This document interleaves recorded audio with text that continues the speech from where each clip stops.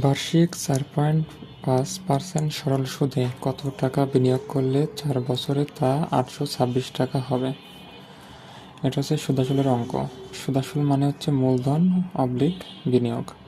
তাহলে কত টাকা মূলধন বা কত টাকা বিনিয়োগ, এ ধরনের প্রশ্ন করলে এই সূত্রটি হবে P ইকুয়াল সুদাসুল ইন্টু 100 আর ইন্টু N প্লাস 100। এই যে কত টাকা বিনিয়োগ করলে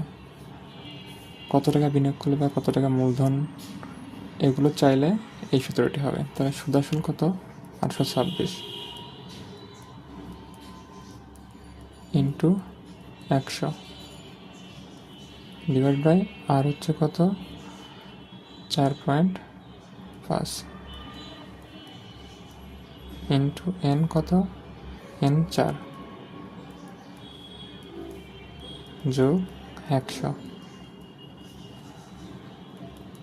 তাহলে 826কে 100 দ্বারা গুণ করলে 826 আর 100 দুটো শূন্য, আর 4.5কে 4 দ্বারা গুণ করলে হবে হচ্ছে 18 যোগ 100। তাহলে 82,600। আর এখানে হচ্ছে 118।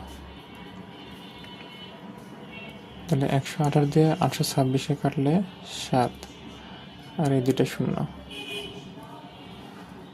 তাহলে হচ্ছে 700।